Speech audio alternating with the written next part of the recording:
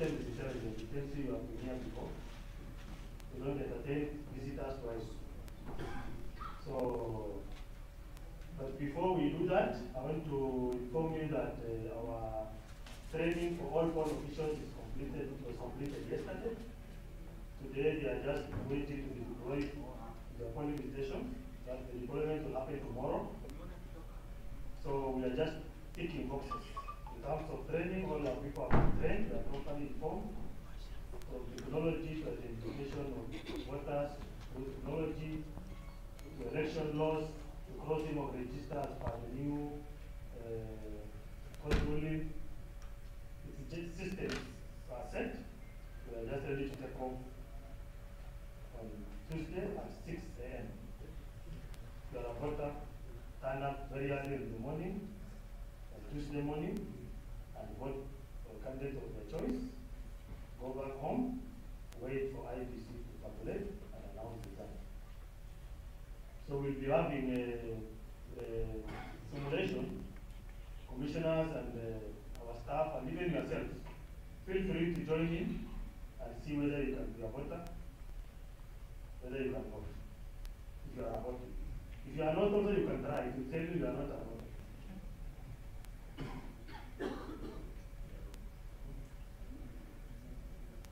The arrow, the PO and the DPO for this polling station, California and Takeover, Amina and Gogo. Now we are under their command. That is what happened in polling station. So you must obey the command. California.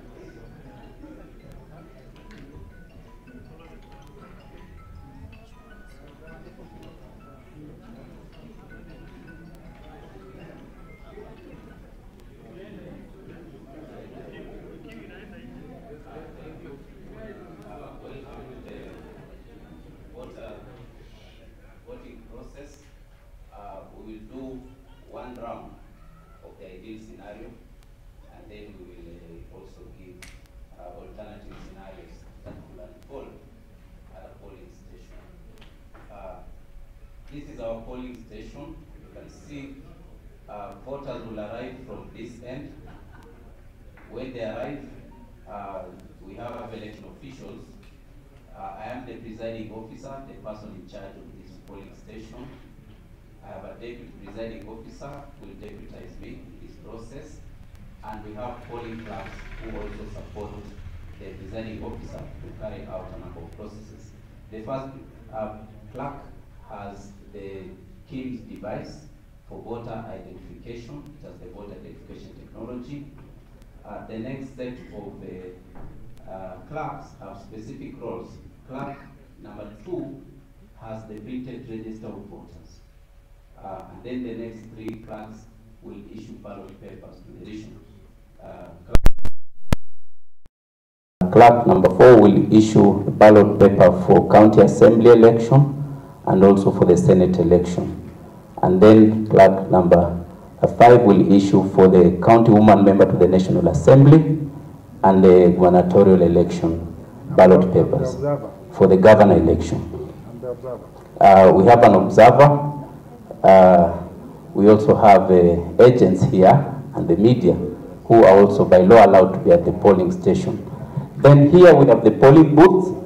This is where our voters will mark their ballots and then they will cast them into the box. If you look at the 2 boxes, you can realize that one is higher than the other. Normal people with a normal height will use this one. Short stature people or persons on a wheelchair may use the shorter booth so that it suits their specific needs. Then here we have 6 ballot boxes, each for the elective position. We have the presidential ballot box with a white lid. This white lid matches the color of the ballot paper for the presidential election, which is white.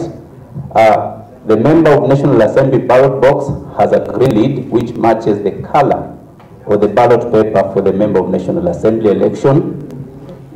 Member of County Assembly has a beige lid matching the color of the ballot paper for this election. The Senate election has a yellow lid which matches the color of the ballot paper for the Senate election, which is yellow. And then for the woman member of National Assembly, there's a purple lid, and the ballot paper equally is purple in color. And then finally, we have the blue lid for the governor election ballot box, whose ballot paper is also blue. Now, we shall go through the voting process. We have our voters here. So the first voter comes in. Make sure you have your original identification document, the one you use to register as a voter. He issues it to the clerk, who looks at the ID and the face of the person before her to see whether it is the person. He's asking the voter to display his hands to check for evidence of prior voting. He is placing his finger on the KIMS device for identification. He's been positively identified, so he's asked to proceed to the next clerk, the clerk with the printed register of voters. He will call out the name loudly.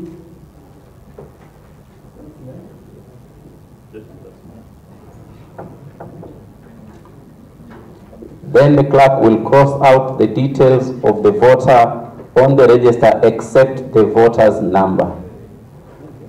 Then he passes the ID to the next clerk, and the voter moves to the next clerk, where he'll now be issued with 2 ballot papers, one for the presidential election and the other one for the member of National Assembly. Notice the color of the ballot papers, white and green respectively. They'll be folded vertically once. It is stamped at the back by the clerk before it is issued to the voter. The voter proceeds to the next clerk, where he is issued with another pair of ballot papers for member of County Assembly and the senator elections. They will also be folded vertically once.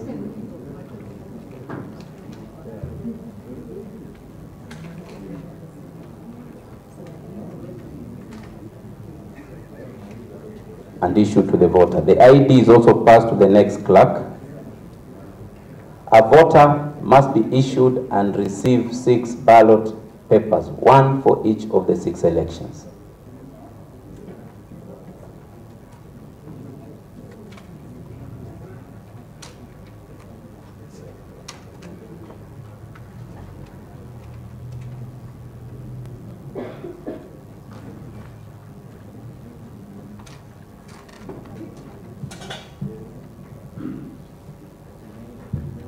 He's receiving his last.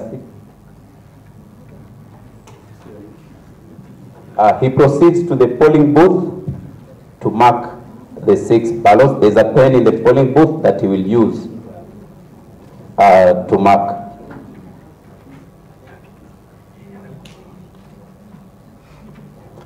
The booth has been placed in such a manner that as the PO, I'm able to see that he's not going to do anything fishy other than mark his ballot papers, but also allowing him his privacy to mark his ballots in secrecy.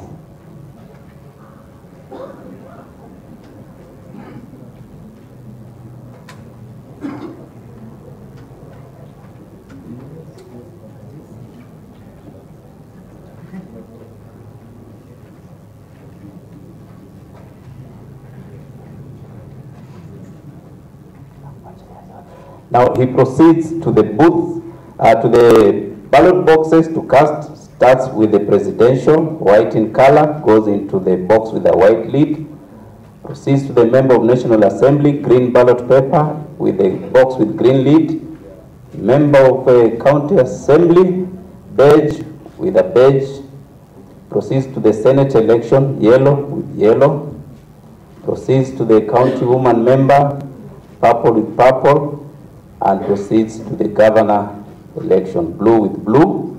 He is then marked on his left small finger with indelible ink and is asked to leave the polling station. Thank you, mzee, kwa kupiga kura. Uende nyumbani, ungoje matokeo.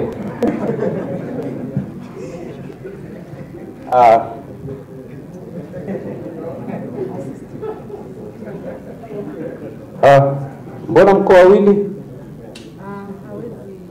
Hawezi kuona? Karibu. Patia kitambulisho chako, na hata wewe msaidizi peana kitambulisho chako pia. So they have come, two of them.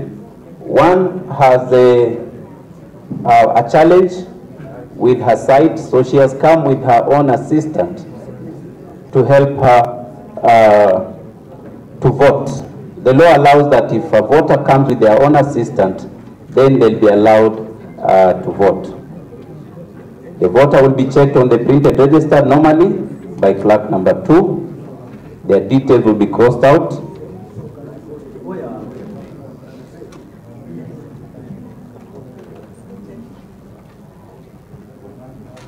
Now, before they are issued with the ballot papers, I must do one very important legal requirement. The assistant must be of the age of majority, must have an ID card, doesn't have to be a registered voter. Then I will ask the assistant to fill this form. It's called Declaration of Secrecy form by a person assisting a voter. So that, because she will know for which candidates this voter has voted for, she must maintain the secrecy of that choice for the rest of her life. So she must sign this declaration of secrecy. Now they can proceed and receive ballot papers.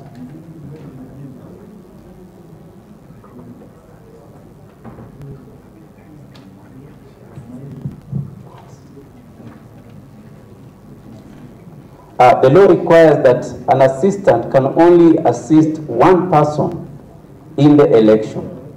So you will notice that after they have voted, the voter will be marked, the assistant will also be marked, so that she cannot come back to assist another voter.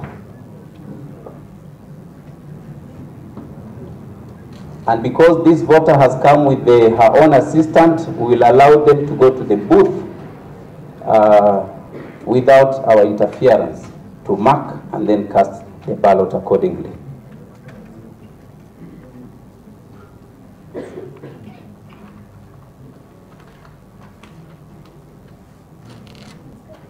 Are you a voter? Yes. You need to be identified first. You've been identified? Yes. Perfect.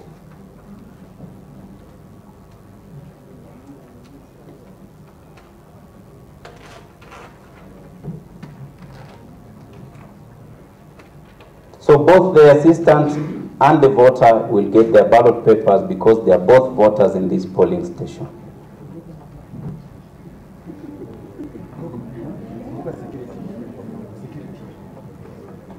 Security officer, maintain order. Only one voter to come in at a time. Well spaced, observe COVID-19 protocols, 1.5 meters between voters.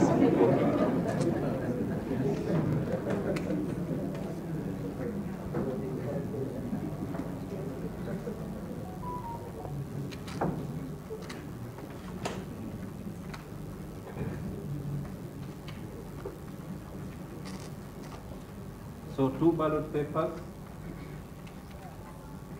one for each. Thank you. So they proceed to the booth to mark their ballot papers.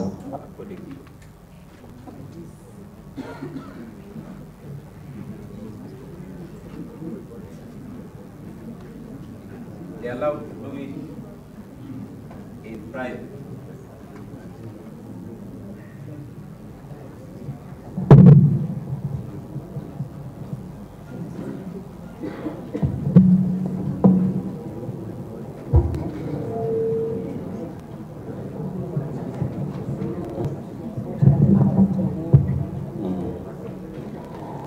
Now, even if the voter is being assisted, if they are able to put the ballot paper themselves, then that is how they should put in their ballot papers.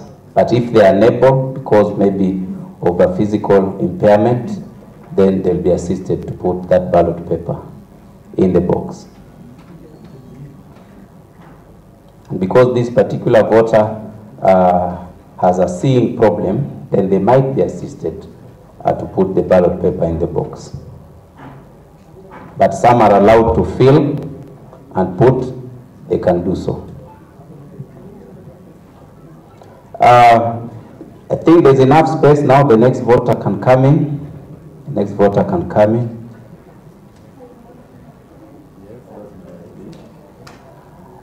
We also want to simulate a voter.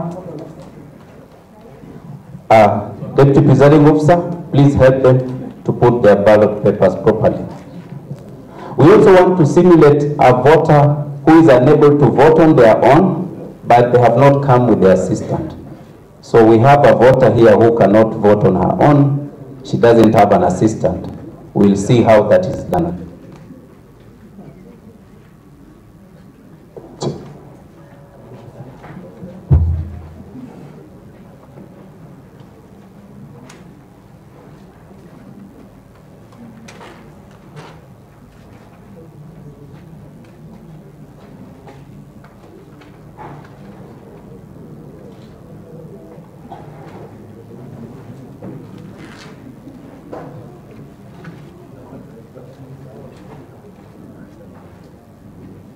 So you can see the voter is being assisted to put the ballot paper herself by the assistant.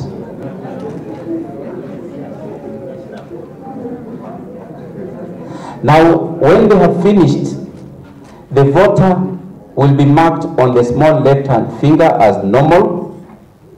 The assistant will be marked on their thumb and the small finger as well, because he has voted and she has also assisted. So she will leave with 2 marks, one on the small finger for having voted, another one on the thumb for having assisted, so that she can come back to assist another voter. So asante sana mama, muite na watoto wenu pia wakuje.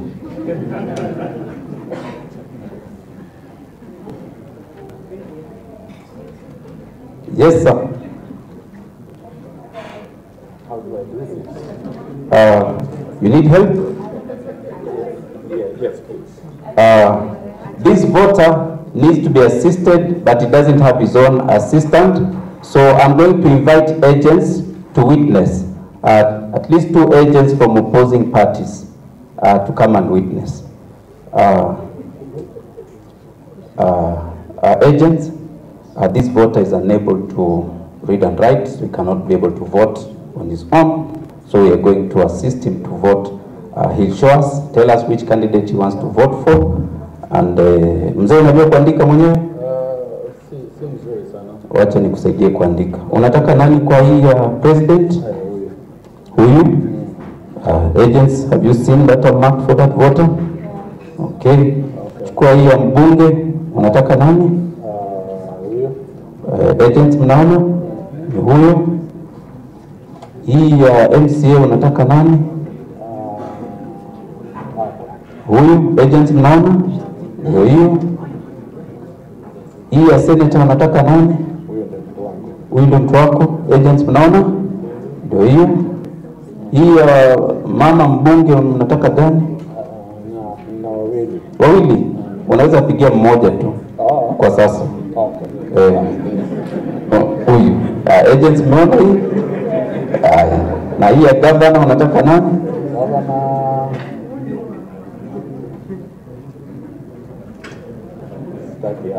Utaki hawa? Yeah.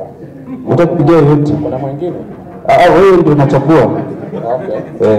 Okay, basi hapa. Hapa. Agents mnaona hiyo? Asante. Sasa utachukua hizi kura zako, utaenda kwa masanduku pale, na utaweka. Agents, tafadhali mrudi kwa viti zenu. Thank you, agents. So he proceeds to the boxes. Mzee utaweka kulingana na rangi ya ballot paper na kifuniko cha sanduku la kupigia kura. Hakikisha zimeenda kulingana na rangi yake. Kama uko na shida utaniambia nikusaidie kuweka kwa sanduku la sawa. Hapana, hii ni pale mwisho. Chukua hii hapa. Hii ndio hapa. Ndio. DPO msaidie. Mpigaji kura mwingine tafadhali. Naona huyu ni mjamzito na mmemwacha asimame. Mngemwacha apite mpaka mbele, asisimame sana. Mama mjamzito mnamruhusu aingie mbele. Asante. So this voter is expectant, heavily expectant. We give them priority voting so that they are able to come in. Pardon? You are unable to identify? You've not been able to? Yes. These voters' biometrics have not properly identified her. So we are going to use the complementary mechanism for identifying her. So we will use her ID number as alphanumeric search to see whether the device will produce her details. You are unable to see her? Okay. Now, if we are able to do that, before you proceed to the register, we will do one small thing. We will take a picture of you holding your ID card using the device. Then I will authenticate with my fingerprint that I've taken her image, and then she will proceed to the printed register. Checkout out.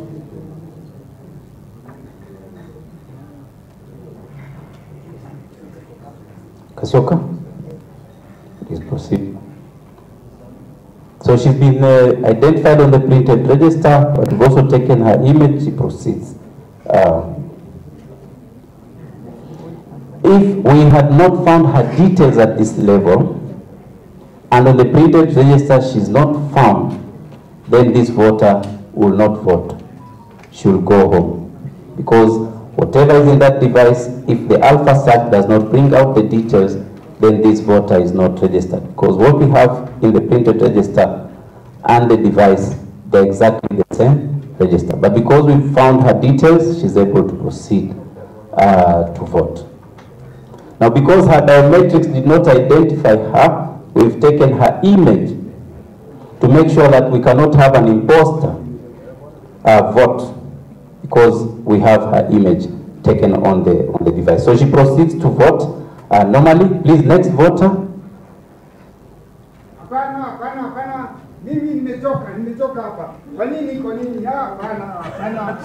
Askari, shikilia huyu mtu. Hebu tafadhali askari, kidogo tu.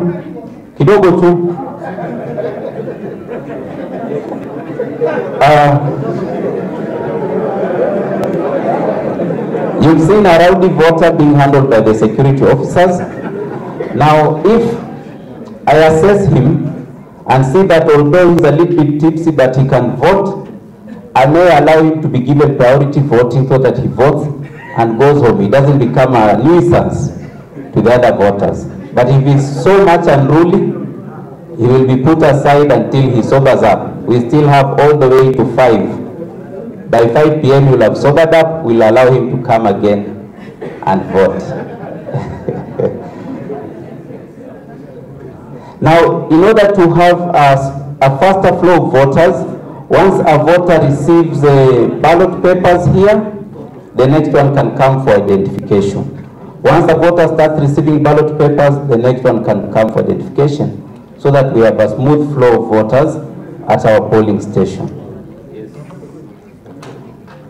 Now, at every 2-hour intervals, as a presiding officer, I will be sending updates to the returning officer on voter turnout. We send an update at 9 a.m. on how many people have voted, how many are registered in this polling station, and we compute the percentage voter turnout, and we send that report to the returning officer.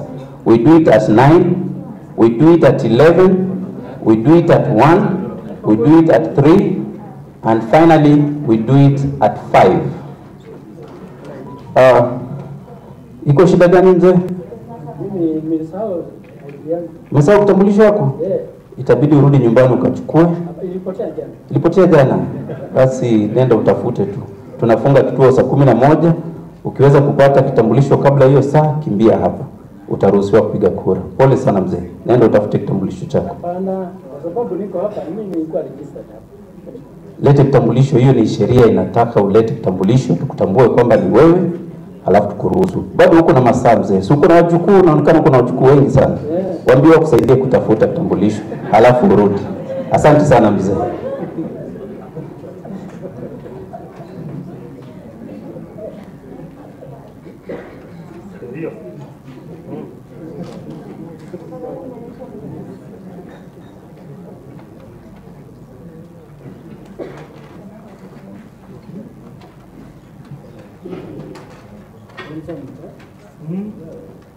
Kumbe unajua?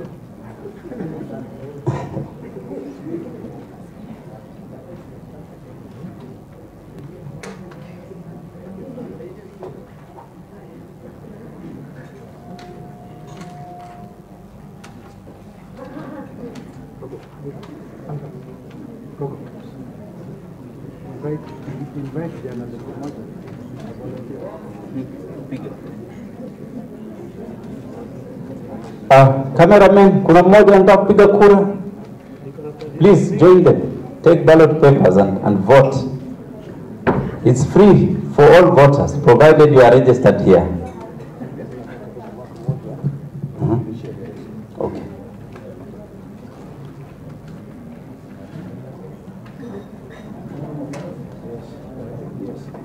So once he's receiving ballot papers, the next one can come for identification so that we have a smooth flow of voters in the polling station. Yes. Tulia kidogo. Sasa ngoja kidogo mpigaji kura. Umeweka alama kwa hizi zingine? Na umeweka alama hiyo ya rais? Sasa kuja ni kuonyesha vile utafanya. Weka hiyo ya rais hapa kwa sanduku. DPO msaidie kuweka hizi zingine kwa masanduku yake. Haina shida mzee, weka tu, lazima zirudi kwa masanduku yake. Sio hiyo, sio hapo. Hapana. Hii hapa, weka hii.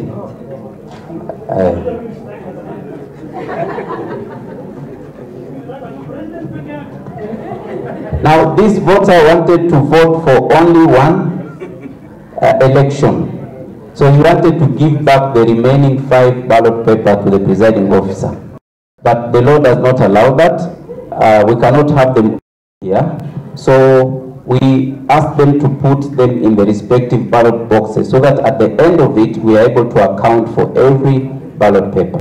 But because they are not marked, during the count, those ballot papers will be rejected. But at least we are able to account for every ballot paper that has been issued to that voter. We have a problem here? Yes, what's the problem? Askari, please rudisha wengine nyuma. Tunataka waingie mmoja mmoja. Rudi nyuma tuingie mmoja mmoja. We cannot crowd a polling station. Yes, mkuje mmoja mmoja, one at a time. Yes. Tutapigia deputy president. Deputy president ameunganishwa na presidential candidate. Kwa hivyo utachukua hiyo ya rais, utaona ndani deputy president, utaona ndani president candidate. Kwa hivyo chukua tu.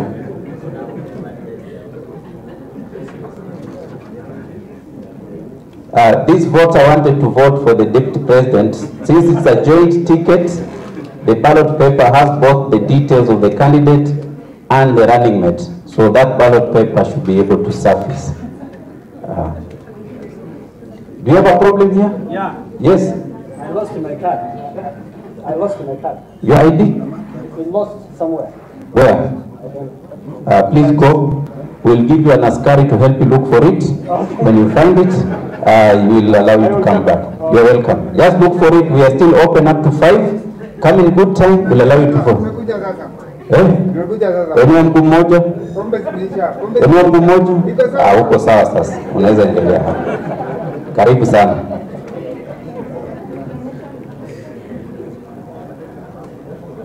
This voter is now okay. He's sober. We allow him to vote.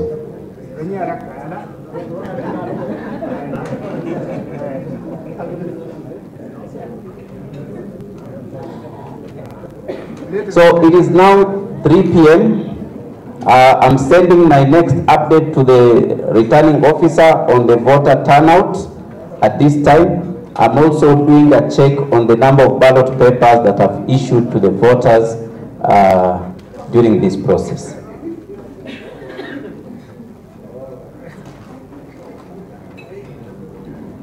So it is now 10 minutes to 5. We are just about to close the polling station at exactly 5. It is now 5 p.m. I will stand at the entrance of this polling station and say I, Albert Gogo, being the presiding officer of Boma's polling station, declare the polling station closed at 17 hours on 9th August 2022. Askari, simama hapo nyuma, uhakikishe hakuna mpigaji kura mwingine anaingia. I will count the number of voters who are in the queue at the time of closing the polling station. I see that I have only one voter. I will record that in my polling station diary. That as I closed the polling station at 5, there was one voter in the queue. By law, we should allow any voter who is in the queue at the time of closing the polling station to vote. So the last voter has come in to vote.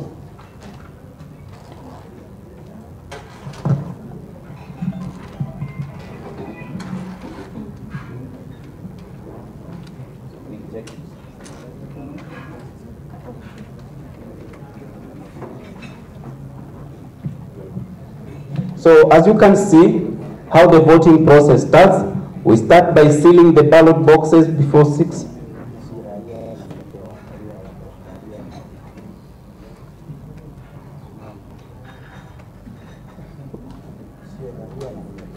Askari, kuja na kuwa huyu. I am not a citizen, but I have passed through the process and I have been given a ballot paper.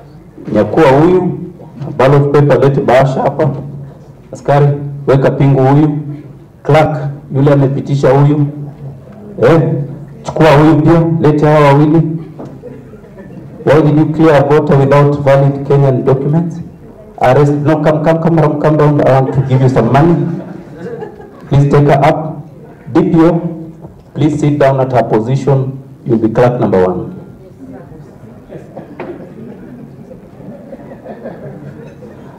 Because this clerk has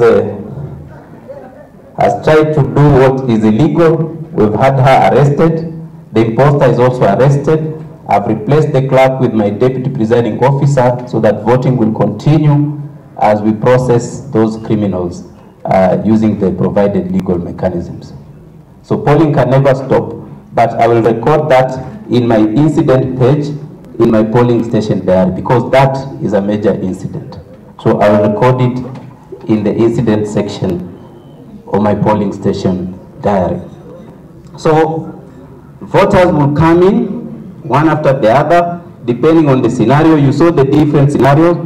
A voter who is identified biometrically and is allowed to proceed, receive ballot papers, mark the ballot papers, put them in the box, they get marked on their fingers, and they leave. A voter comes in, unable to vote on their own, but they have their own assistant, they are allowed to go through the process. Both the voter and the assistant must be marked on different fingers so that they cannot come back, either to vote again or to assist another voter. We've had a case of a voter who came in, could not vote on their own. They did not have an assistant. We invited agents to witness that process. You saw the issue of a criminal coming in. Come here, need to mark your finger. You have decorated fingers, so we are going to mark you between the fingers here. A voter who has decorated fingers will be marked this section between the forefinger and the middle finger. And the assistant who has decorated nails will also be marked between the thumb and the forefinger. So either way, we must mark that voter or assistant as evidence of having voted. So I said during the voting process, we send regular updates at 2 hours intervals to the returning officer, so that the returning officer can monitor whether the voting process is smooth or whether the numbers are something that he might want to investigate. So every 2 hours, we close the polling station at 5. If there are still voters in the queue, we allow them to vote. Immediately the last voter has voted, then I will seal the apertures of all the ballot boxes. DPO, come and seal these boxes. We will record the serial number of the seal used to seal the apertures of the respective ballot boxes. What we do next is we collect all these materials that were used during the polling and use ballot papers, the marked register, all these rubber stamps for IEBC that were used during the poll. We put them in packets and seal them because they have no role during the count. We don't want to have naked ballot papers during count.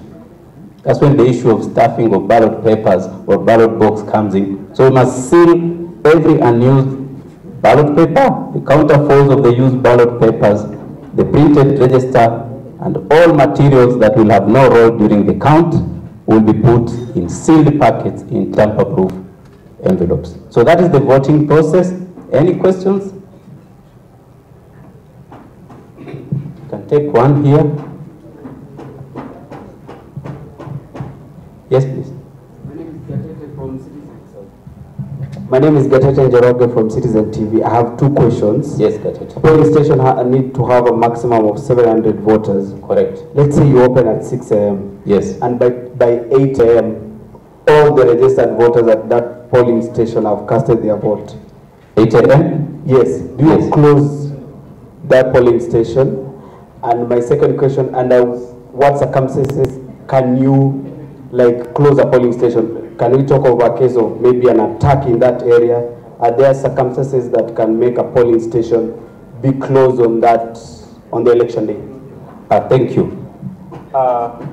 Whether all voters have voted before 5 or not, the polling station remains open until 17 hours in the evening. That's when we will close the apertures of the ballot box and proceed with the rest of the count. Yes, the law provides that voting can be suspended where there's an incident that takes place that may threaten the voting process, the election materials, the election officials, or the voters who are in that polling station.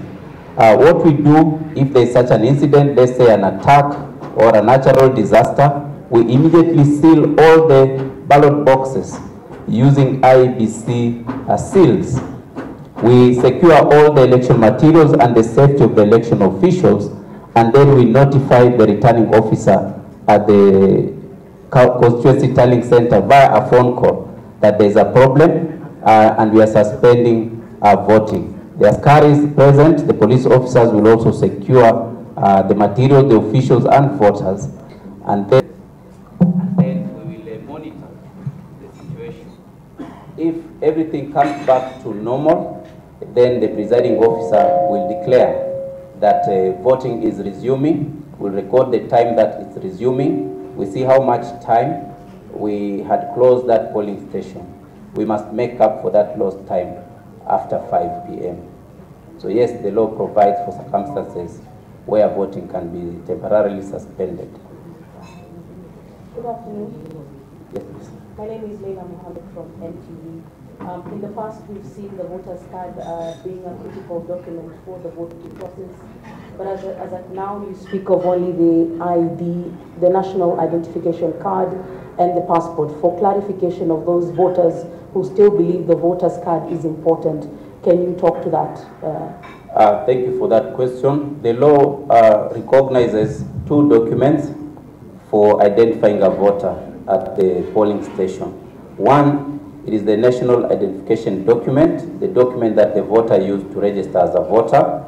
And secondly, it is a Kenyan passport that the voter used to register as a voter. Whether it has expired or not, provided they have that passport, they also come with the current passport to show that they are still citizens of this country, but we shall use the document that they used to register as a voter.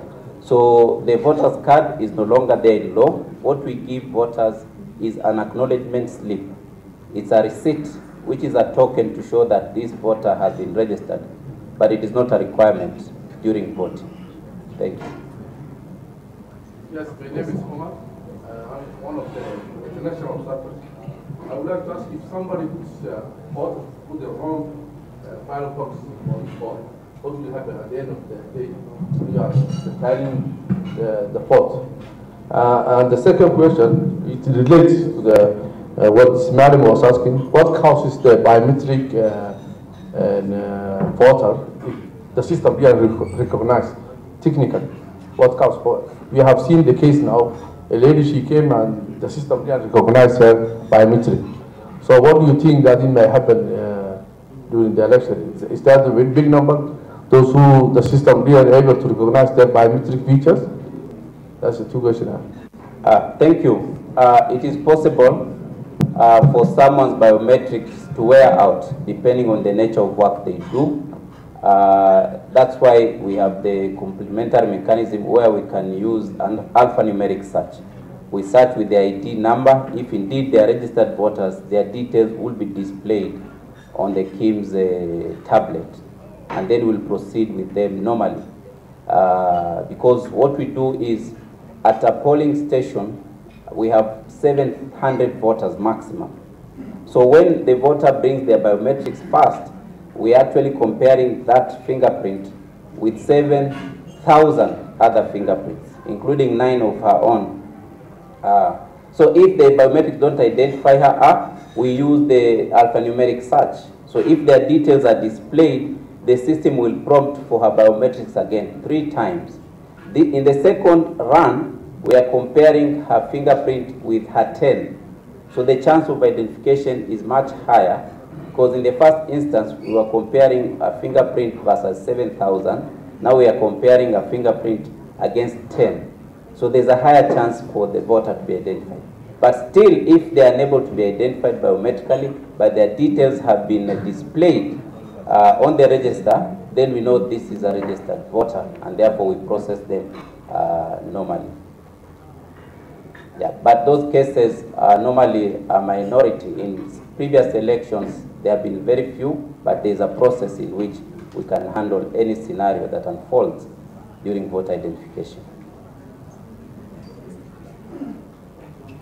So I have 2 questions. One, in your consistent updates, you mentioned that there shall be an assistant to the polling station for the people with PWs. In this scenario, we saw a voter coming in with an assistant. Yes. So second question is a concern from the citizen. The imposter and the clerk who were arrested just minutes ago are still loitering around. Thank you. Yes, the law provides that a voter can come with their own assistant, and we encourage that because the secrecy of the vote is between the voter and a trusted assistant. So we encourage that a lot, so that the secrecy remains between the voter and their assistant of choice. But in the event that they have not come with an assistant, they will still be able to vote, assisted by the presiding officer, witnessed by agents, to make sure that the choice of the voter is respected. So does it mean that the presiding officer understands the sign language and all the difficulties that are involved? Presiding officers may not understand all the sign languages, but such voters, we encourage them, and we've been very consistent in our voter education that anyone with an impairment of any nature, they should come with someone who understands their language so that they can be assisted by that person, either a family member, a colleague, or someone who can help them to vote in secret. Yes, thank you. Yes, sir. I'm asking, I saw an instance where a voter who is not able maybe to read or see or all that comes with an assistant. Yes. Then you said that the assistant will also be marked to vote at the same time as the voter, he or she is assisting. Is that right? Yeah, it depends. If both the assistant and the voter are registered in that polling station, and they actually inform the presiding officer that they are both registered, they both will be treated as voters. But when they proceed to the booth, they will mark as a pair, one assisting the other. They will put their ballot papers in the ballot box as expected, and then the voter will be marked on the small left-hand finger as having voted. The assistant will be marked twice, on the small left-hand finger because they have voted also, and secondly on their thumb because they have assisted a voter. So with the mark on their small finger, they cannot come back to vote again. With the mark on their thumb, they cannot come back to assist any other voter in this election. Then you talked of the signing of the form of secrecy. Yes. Does this also apply to agents? In that case where you have agents, yes, witness, someone who can, yes. Yes. Does it also apply to the agents? Yes, for the assistant, they will sign a declaration of secrecy form. We call it Form 32. A declaration of secrecy by a person assisting a voter. Agents must take an oath of secrecy before they are admitted into a polling station. So all participants in the poll process must take an oath of secrecy, including the presiding officers, the deputies, and the clerks. All of them must take an oath of secrecy. Thank you. Okay, my name is Ibrahim from the Standard. When you are talking about the regular updates to the RO, yes, you talk, the purpose actually you say is to find out whether the voting is smooth or there's a problem that requires an investigation. So what is this investigation and who does it? Secondly, I just want you to take us through how many kinds of ballots do we have? Rejected, stray, spoiled, valid. I mean, can you just explain what each means so that we don't use them interchangeably? Then the last question for me is, as the media, at what time do we have that, the idea of knowing the total number of the votes cast so that we start tabulating about the possible 50 plus 1%? I think in the past we have been groping up in the darkness, talking about a possible around one win when we do not know what mathematicians call coefficient, but we keep on talking about 50 plus 1. So at what point do we get the total number of votes cast so that we know somebody is edging closer to 50 plus 1? I hope you understand. Yeah, to the first question, the regular updates. Remember, this election is being supervised by a returning officer, but conducted on his behalf by presiding officers at polling stations. So the returning officer needs to know the pattern of voting, to check whether it is flowing normally. Where there is a slow process, they may want to find out why it's slow, whether there are technological challenges in that polling station, and also if the numbers are abnormally high compared to the estimated number of voters per let's say a voter takes 5 minutes, and then in 1 hour you have 500 who have voted. That becomes suspicious. So it helps the returning officer to monitor whether voting is taking place normally, so that he can take appropriate action as necessary. The other question you've asked about media. getting access to information, there are different levels at which the result part moves. One, there's the polling station, then there's the constituency tallying center, and then the county tallying center for county elections, and the national tallying center in the case of a presidential election. Now, results are processed, announced, and declared at each level. So for you to get final results, you must be located at an appropriate tallying center. What you will get at a polling station are the results as declared by the presiding officer in that polling station. So as media persons, you may need to aggregate from all the polling stations in the countries for you to get that data. There are 46,229 polling stations in the country, so you need to have access to all those results for you to aggregate nationally. At the constituency tallying center, the returning officers will collect those results accordingly. They will collect presidential election results from Form 34A into Form 34B. They will also collect similarly in Form B for the other 5 elections. For the elections of member of National Assembly and member of County Assembly, they actually declare those results and issue certificates to the winners at the constituency tallying center. So those results are concluded there. For the other 4 elections, the election of governor, they collect the result into Form 34B. For the county elections, they will collect for governor elections Form 37B. For the Senate election, Form 38B. For the county woman member to the National Assembly, they will collect in Form 39B.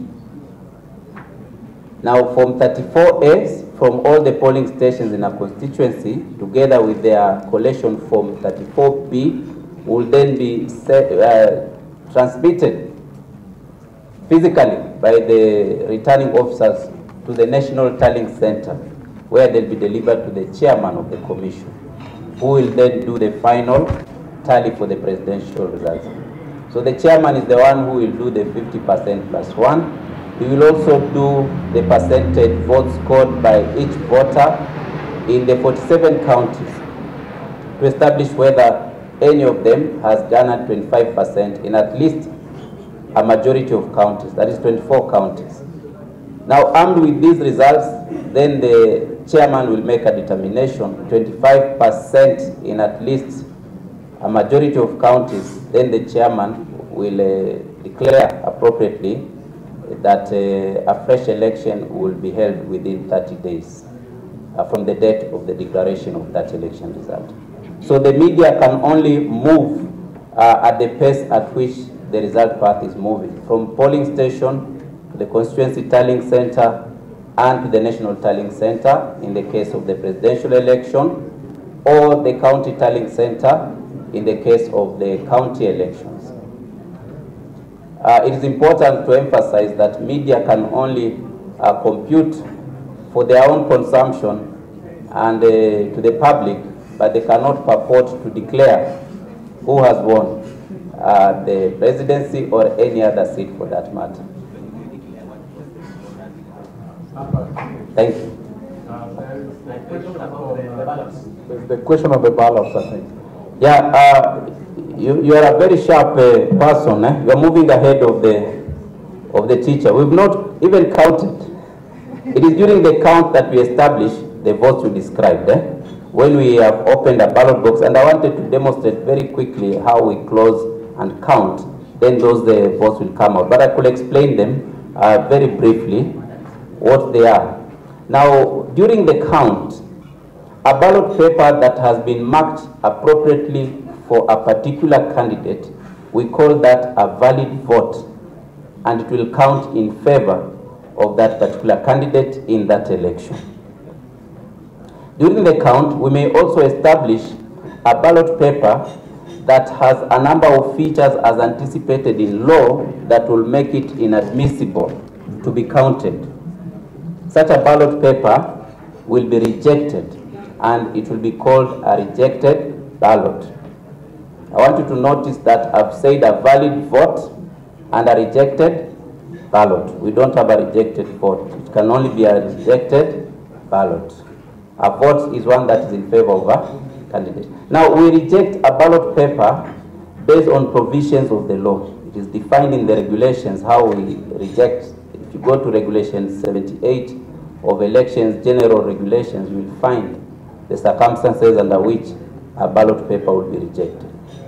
One, if it has been marked for more than one candidate, then the intention of that voter is not clear, so we reject it. You saw a candidate who refused to mark a number of the ballot papers for elections he was not interested in. Such ballots will also be rejected because they are not in favor of any candidate. They have not been marked. A ballot that also bears serial numbers that don't fall within those issued in that polling station will also be rejected. A ballot paper that does not bear the security features. The other ballot that could come out during the count is a ballot paper we call stray ballot. As you can see, the ballot boxes have unique colors for the lids and also the color of the ballot paper, and the name of the election is clearly on the ballot box. Any ballot paper that ends up in the wrong ballot box, another ballot that could surface during the count is a ballot that is a vote that we call disputed vote. Now, this is a vote that the presiding officer has awarded in favor of one of the candidates. They have looked at the ballot and the mark, and they have, in their opinion, they have awarded it to one of the candidates. But an agent will say that, in their opinion, that ballot should not be given to that candidate. So the presiding officer has awarded, but a candidate or agent is disputing that decision of the presiding officer. So such a ballot will be stamped disputed.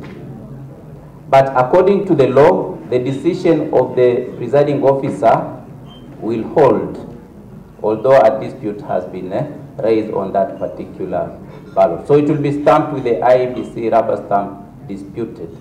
But in the count, it will count still in favor of the candidate that the presiding officer had awarded it to.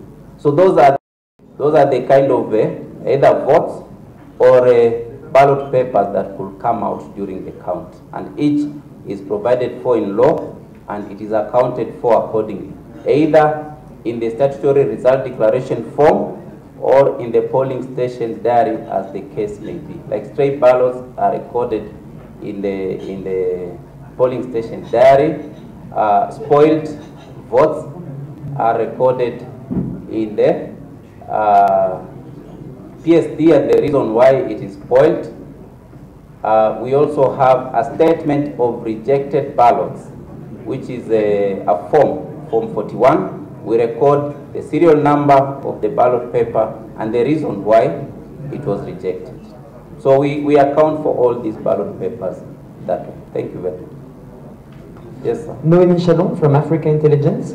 We've seen some very courageous askaris taking out big threats, but what if there are more people also threatening the safety of the vote? Are there also backup askaris not far able to intervene? And second, are the askaris deployed in their own polling stations so they are able to vote? Because there are 150,000, I think, nationally to be deployed, and if they cannot vote, that might also be an issue. Thank you very much. Thank you.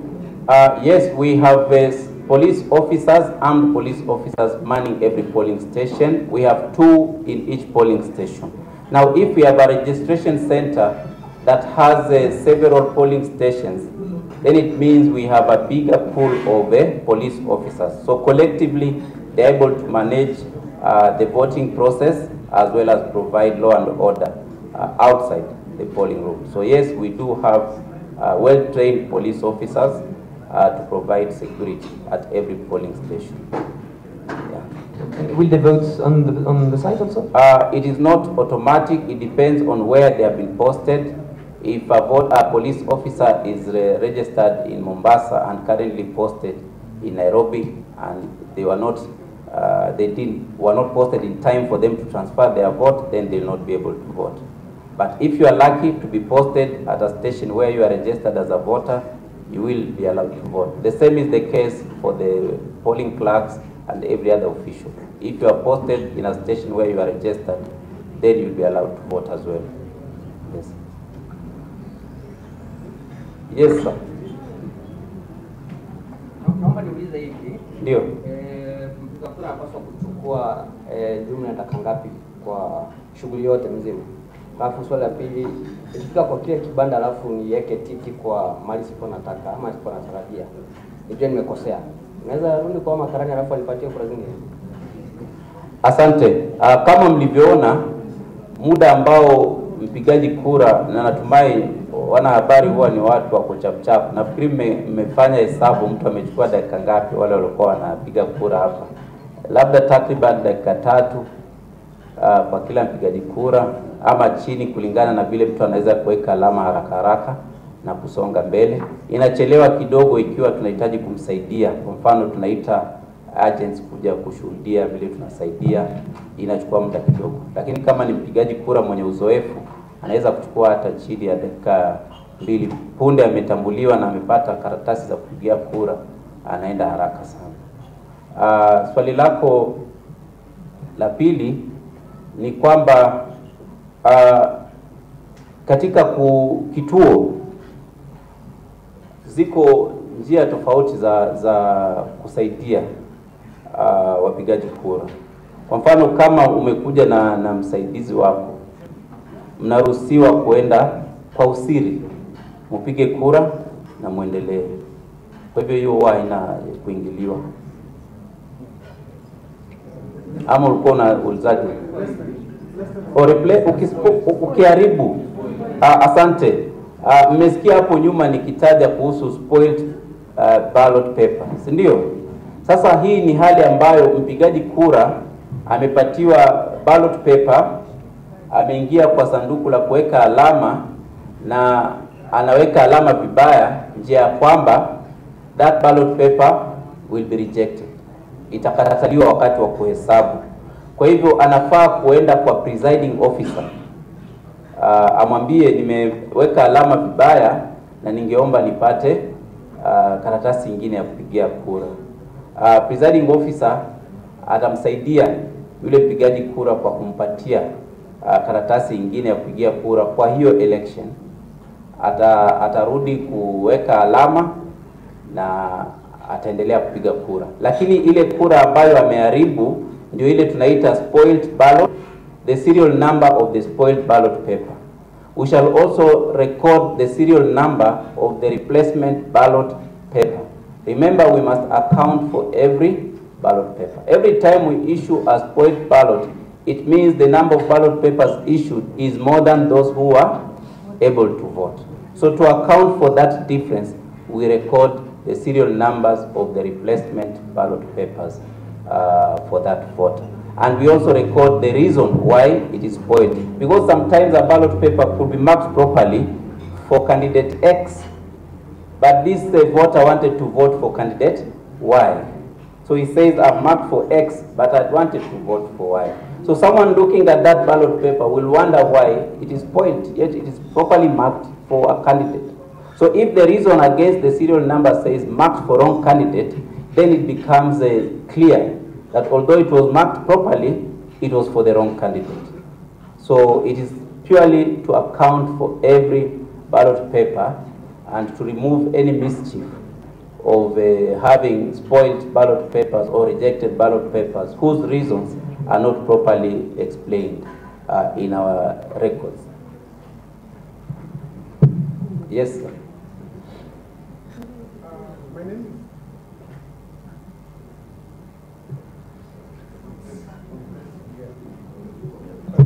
So my name is George from Slum Child Foundation, part of the observation group.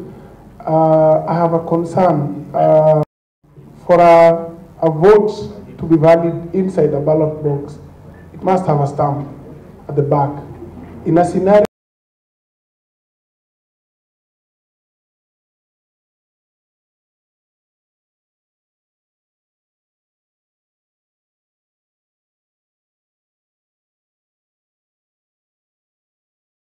having issues about people saying that if you not have a mask, you'll not be allowed to vote.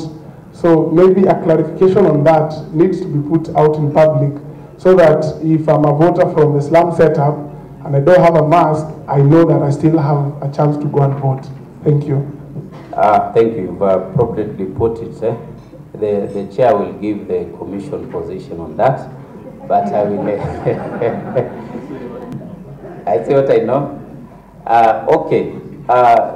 Let me begin with the first one, where you talked of stamping of at the back. Yes, it is a requirement that every ballot paper must be stamped at the back by our clerk. Now, the clerks are well trained on that particular requirement, but they also have a supervisor in the name of a deputy presiding officer and presiding officer who will ensure that those ballot papers are stamped at the back before they are issued to a voter. We've also told our voter educators to train voters to also be conscious and also turn over each of their ballot papers to confirm if they are stamped. So it's a responsibility that all of us need to carry, both staff of the commission and also the respective voters to check. But those cases in the last by-elections since 2017, we've never had a single case of a ballot paper that is rejected because of not being stamped. It is one area that we've been very thorough. We've also trained our officials during this election to make sure that every ballot paper is stamped accordingly, and we will see the result after this election. But yes, we have trained our officials very well on that particular requirement, and it has never been an issue in the last by-elections. We pray that it will not be an issue even during this election, because we've trained them well. On the issue of COVID, the commission position is that both election officials and voters should take the guidelines given by the Ministry of Health as far as the COVID protocols is concerned. So the issue of masking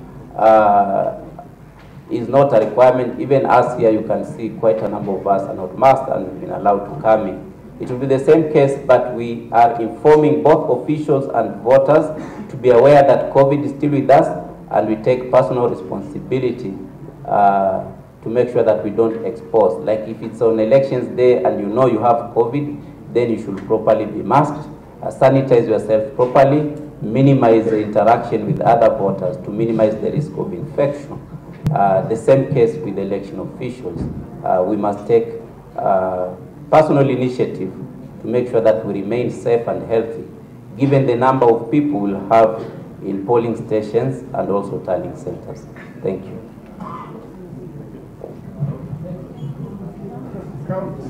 Count? Thank you. Okay, after we have filled the ballot boxes,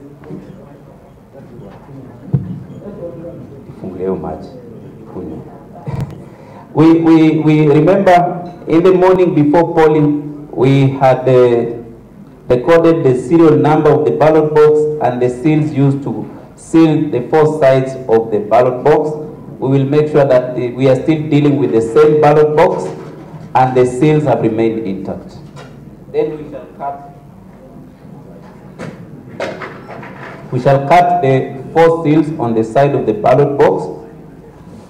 We leave the aperture seal intact because it has no interference with the poll process. Now, agents and clerks, come with your seats, come with your seats.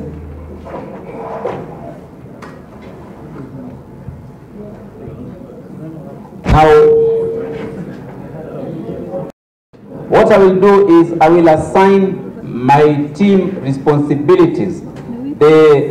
We shall begin with the presidential ballot box, and the other 5 ballot boxes will be put under care. Police officer, please come and keep guard on these ballot boxes and the other election materials. Take all those materials, put them in our corner there. Clerk, take all those materials and secure them. Remember, we said we must secure all these materials. Yes, that's what they're doing. They must be secured. We said we will put them in packets, sealed in tamper-proof envelopes, so that during the count, there are no naked ballot papers, the Kim's gadget is at a safe place, all rubber stamps are properly secured. The police officers are guarding the other ballot boxes that are not involved in this particular count. So take your seats here. I will assign these clerks to hold ballot papers for the respective candidates. Agents will also sit at strategic places to watch what's going on because they are witnesses of their candidates or political parties. We shall seal every opening on we are using our booth because not all polling stations have good furniture for counting. So in such a case, we convert our polling booth into a counting table. We use masking tape to seal all openings where a ballot paper can disappear into, so that it becomes a good working surface for counting purposes. I will issue you to hold for me ballot papers for the respective candidates, and then you'll give them back to me during the count. So I'll ask my deputy to pour all these ballot papers from the box and onto the counting table. I'll ask my DPO to unfold them, because they were folded when they were being put in the ballot box, to unfold them.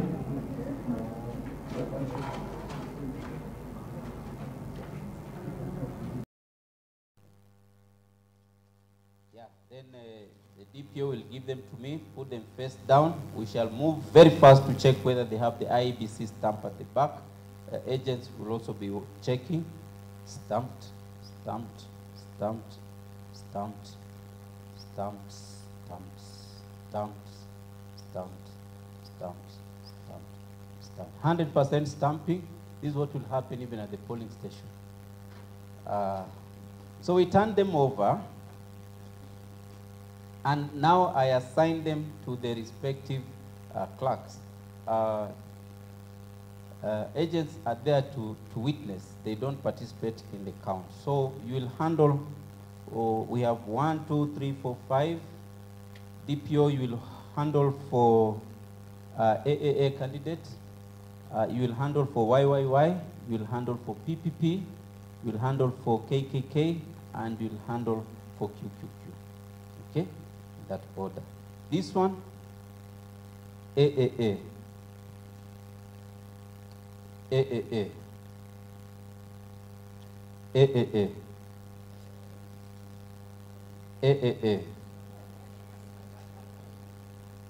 QQQ.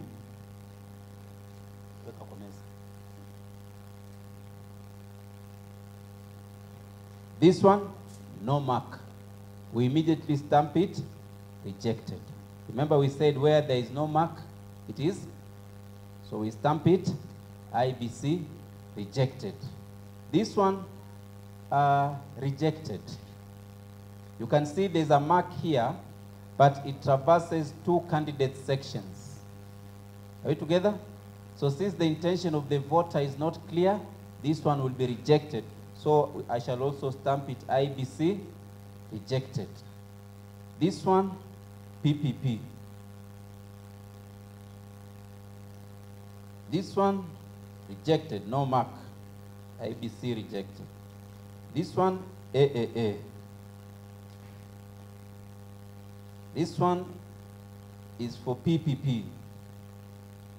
Now we are done. We have our 3 rejected ballots. I will bring my form number 41, statement of rejected ballots, record the serial number of each ballot paper, and indicate the reason why I rejected it. If you notice, it is the presiding officer who is rejecting, not the agents or the clerks. It is the job of the PO to reject as per the law. So I'll put these ones in an envelope marked rejected ballots for the presidential election. Then I ask my clerks to give me my bundles of ballot papers, and I begin counting from the candidate who is the first one in the ballot paper. You don't look at which bundle is the biggest and start the count from there. You start from the candidate who is the first one in the ballot. So I will count for everyone to see 1, and then bring my tally sheet. checking my tally sheet. There's Form 33, candidate tally sheet. For every vote that I count, we put a mark on the candidate tally sheet. And then we continue. Once we reach a bundle of 50, we tie them up with a rubber band and we start counting again. So we count them in bundles of 50 and we put this in the candidate tally sheet. You can see it has 50 boxes per row and a total of 14 rows. This gives us 700 votes. So a candidate, if they score all the votes in that polling station, they will have a maximum of 700. If they score any number between 1 and 700, we shall mark the appropriate number of boxes in the candidate tally sheet. So we count, as I count, we shall be marking for AAA. Put, I said 1, the first mark there, first box. 2, 3, 4, 5. So we record that. We shall wrap these ones in the appropriate candidate tally sheet and put them with a rubber band. They are kept for me. These are valid votes in favor of AAA. Then second on the ballot paper is YYY. He has 0. So 0 for YYY. You cross all those boxes. 0 for YYY. The next one is PPP. We have some ballot papers. 1, 2. 2. We take the 2, wrap them with this candidate tally sheet. Our third candidate is a KKK. They have nothing. So it's 0 for KKK. And finally, QQQ, 1. So they'll put 1 mark in the candidate tally sheet in favor of this candidate. So here we have not seen any stray ballot in this ballot box. No agent has disputed the decision of the presiding officer to award these votes to the respective candidates because the intention of the voter was very clear. So we now proceed to fill our result form 34A.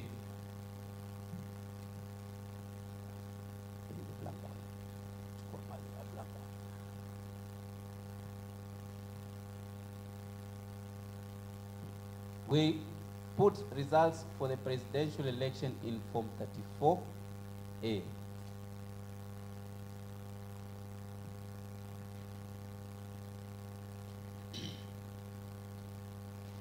Yeah, we also have a sample one that we had pre-filled for the agents and you to look at. This one has 4 candidates. It says presidential election results at the polling station. It has the name of the polling station and the code of that polling station, the ward, county assembly ward, the ward code. It has the constituency name, the constituency code, the county name, and the county code. Then it says at the top here, number of votes cast in favor of each candidate. So for the candidates listed, we shall indicate the number of votes garnered by that candidate. So for us, we had how many for AAA? We had 7. We had 4, we had 0, 1, and 2. That's what we'll record in the section for number of votes cast in favor of each candidate. Then there's a section here for polling station counts. In the polling station counts, this is what we record. Number of registered voters in the polling station. This one we draw it from the register of voters. Number of rejected ballot papers, we had 3 rejected in this polling station. Number of rejection objected to ballot papers. Now, rejection by a presiding officer may be objected by an agent. As a PO, I will reject because I feel, as per the law, this ballot paper meets the requirement for a ballot paper that ought to be rejected. But an agent or candidate may think otherwise. They think that I should not have rejected. If such a scenario occurs, then I will stamp it with a second rubber stamp called IEBC rejection objected to. So that ballot paper will have had 2 marks. One stamp for rejected and the second stamp for rejection objected to. But in my count here, it will still count as rejected. But I'll account for all those that were objected to under section number 3, number of rejection objected to ballot papers. Then number 4, number of disputed votes. Remember I talked about disputed votes, we record that. And then number of spoiled ballot papers, we also record that if any was spoiled in this polling station. And then number of stray ballot papers, if any was strayed. Now this is a training form, that's why it's here. Some of the things we have here may not be there. Then on the other side, we have decisions on disputed votes, if any. Remember, we say that where a presiding officer has awarded a vote in favor of a candidate, but an agent or candidate disputes that decision, we stamp it with a disputed stamp. So we must record the serial number of the disputed vote and to whom was it awarded. So we write the name or the candidate name to whom that ballot was awarded. So we fill this section. Since we didn't have any disputed votes in this polling station, we shall record nothing. We shall close it with the inverted V, as you can see here. Finally, there are declarations that are made by the presiding officer, the deputy presiding officer. It says, we, the undersigned, being present when the results of the count were announced, do hereby declare that the results shown above are true and accurate count of the ballots in Boma's polling station in Langata constituency. Then the presiding officer will put their name, they will put their signature, they will date it and stamp. The deputy presiding officer will put their name, signature and date it. And then I will invite agents present. You say agents or candidates if present. They will put their name. Agent kuja hapa, naweka jina, the ID number, the party or the candidate you are representing, the telephone contact, and then they will sign. Now, if any agent does not want to sign because of one or other reason, there's a section provided for them to write the reason why they are refusing to sign. Once the agents have either signed or given the reason for refusal to sign, I'll put my presiding officer comments, sign it, date it, and stamp, and that form will be complete. So I will announce these results at the polling station as they are given here, that I, the presiding officer, Boma's polling station, announce the results at Boma's polling station as follows. Then the first candidate, number of valid votes cast, second candidate, valid votes cast, third and fourth valid votes cast. Then I will give the polling station counts as recorded in this form, and then I will then bring my KIMS tablet.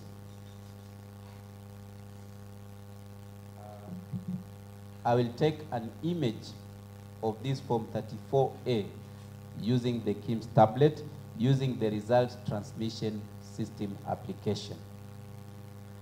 If you notice, this form has a QR code here that is unique to this election and to this polling station. It can only transmit if it is the presidential election form 34A and from the correct polling station. At any other polling station, that result form will not transmit. So I take the image and then electronically transmit it to the constituency and national tallying centers. I'll switch off this gadget because it has no other role in the count for the other 5 ballot boxes. So this one will be put aside. I bring back my ballot box. I'll put back all these here. I'll put a copy of the result form in a tamper-proof envelope into the ballot box. The original, I'll put it in a tamper-proof envelope to be sent and delivered to the constituency returning officer. I'll give a copy to each of the 4 presidential candidate agents, if present, at that polling station. Any form that is not issued to an agent, it will be put in the box. We seal this box. We have a checklist of what goes into this box in our polling station diary. So we seal the 4 sides of our ballot box. We record the seal numbers used to seal this ballot box and the serial number of the ballot box in the polling station diary, and then we proceed to the constituency tallying center to deliver these results to the constituency RO. So this is what happens during the count up to the time we seal the ballot box to deliver. But before we do that, we must clear the other 5 ballot boxes. So what we've done for the presidential is exactly what we will do for the other 5, except for the part of transmission of the result declaration form at the polling station. So this is the process. I want to invite Commissioner Molu to come and wrap up. My DPO wishes to clarify something. Just one thing, the public portal will also be shared, the results of 34A. Yes, once transmitted, these results will go to the constituency tallying center, the national tallying center, and the Commission's 2022 general election results portal for result forms for Form 34A. Thank you very much.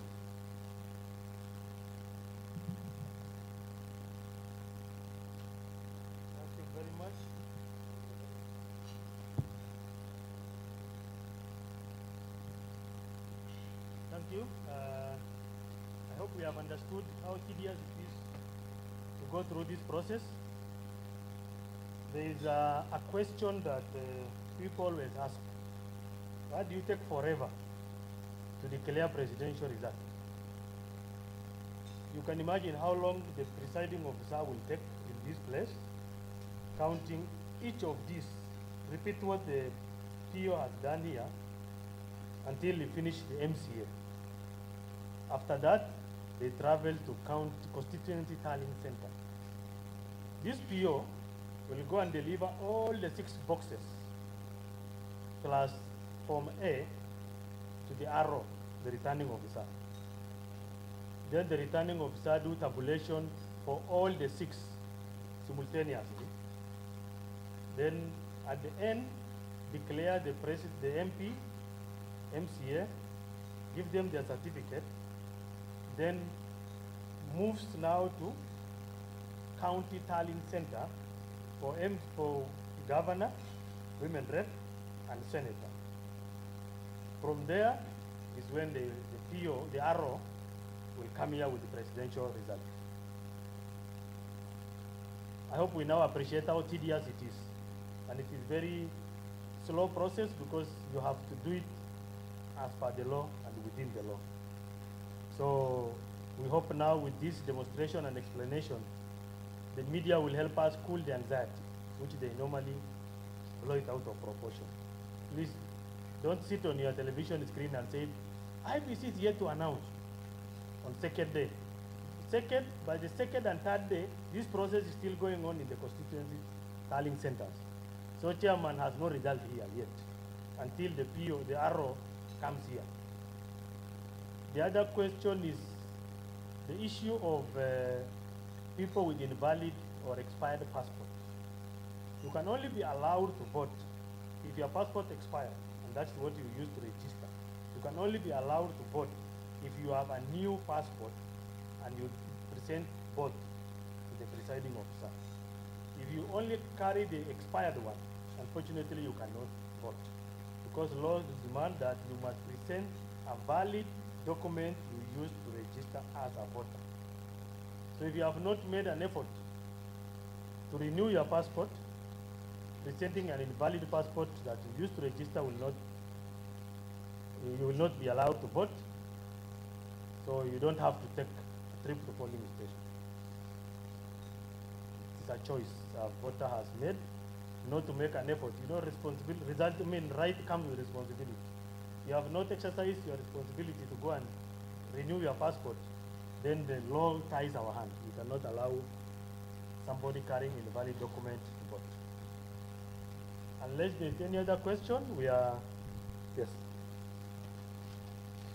I'm sure that has elicited more questions. Yes, just shout. You are told you can be heard. Simama na upige na leo. Yeah.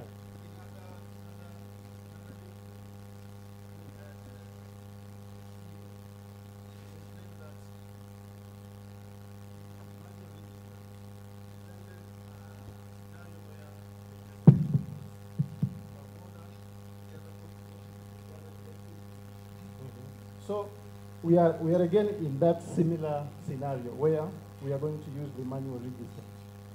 What mechanisms or measures have you put in place so that we don't go back to a similar situation? Okay, I think you are, I don't know whether you are here throughout the simulation. During simulation, you have seen somebody who just wanted to vote for presidential alone. They wanted to return the rest of the paper. But what was the guidance of the PO? What was the guidance of the PO?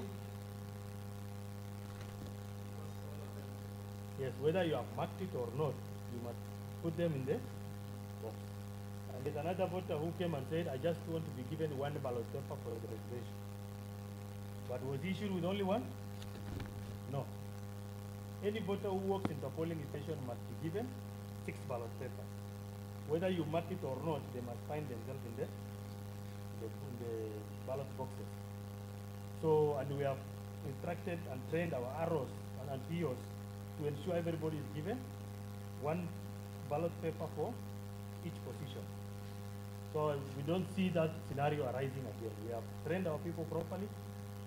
The issue of people colluding in the evening, especially in the stronghold areas, and just voting for the presidential alone, has been addressed through training. We just hope it will not arise. But as far as our process is concerned, we have communicated with the POs and the ROs to ensure that don't arise. Then comment on the logistics. Have all the strategic materials and non-strategic materials arrived at the polling stations or at the constituency level? They are currently at the constituency level.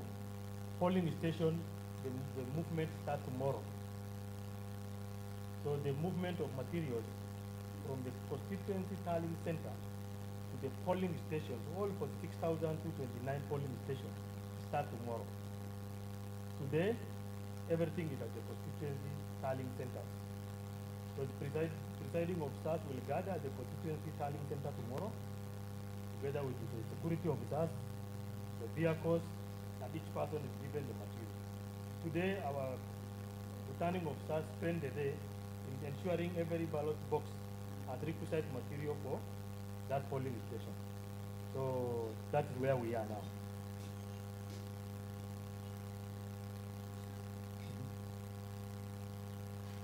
Yes, Commissioner. 3 questions.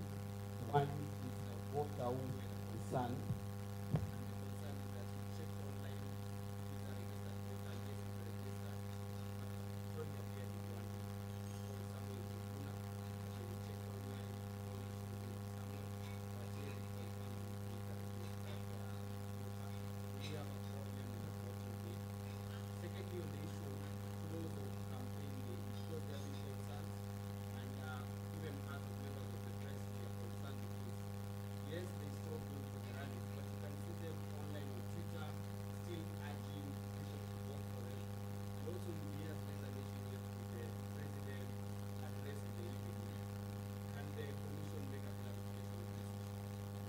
Starting with the last one, I don't think President is a candidate.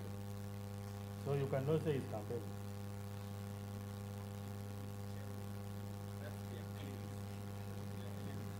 So then the second question, the person who has found himself with one name, that is the reason why we ask people to go for voter verification. And it was open for 30 good days. Why the voter is here to check today, you can ask him because he's the one who asked you. However, because our primary identification document, our primary means of identification is biometric, he or she can still go to polling station, be identified biometrically, the document, the ID or passport check, picture in the Kim's kit check against his face, then be allowed to vote. But the reason why people check their details earlier is to avoid issues like that. Again, what is the third one?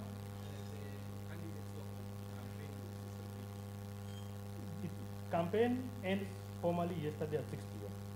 But definitely you will appreciate that Commission has no control over everything. You cannot go to Twitter and command them to shut down.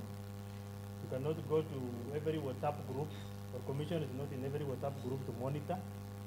We are doing our best. If we found somebody violating, we report to DPP to investigate.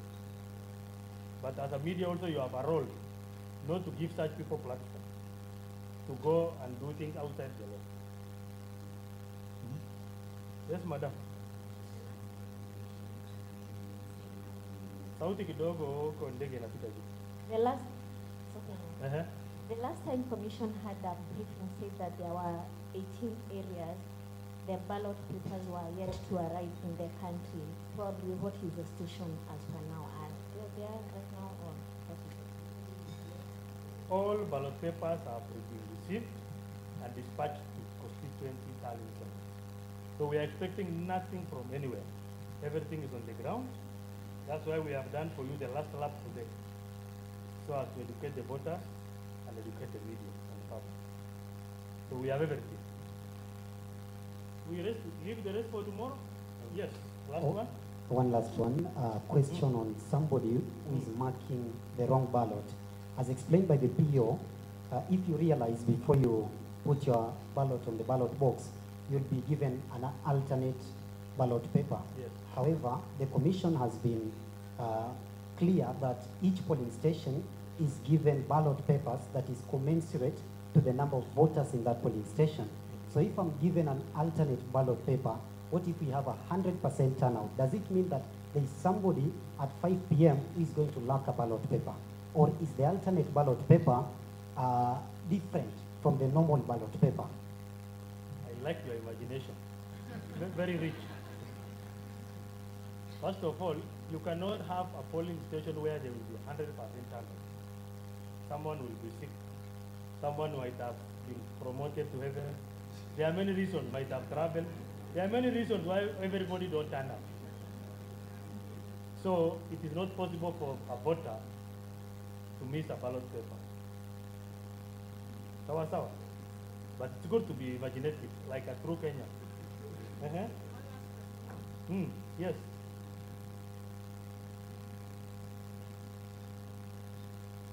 Considering the number of cases that have been brought before the courts, will there be a scenario where some areas will see suspension of voting, or is everything set for all the 47 counties to conduct the election online?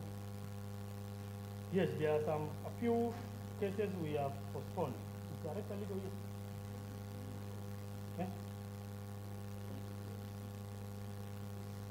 Yes, but the ones we have postponed are not as a result of court case. There are some few candidates who passed on, so for that the law demands that we must postpone so that a fresh nomination will be done after election. Then we will conduct by election. So far there are no cases that has forced the commission to postpone. Yeah? 4. Only 4.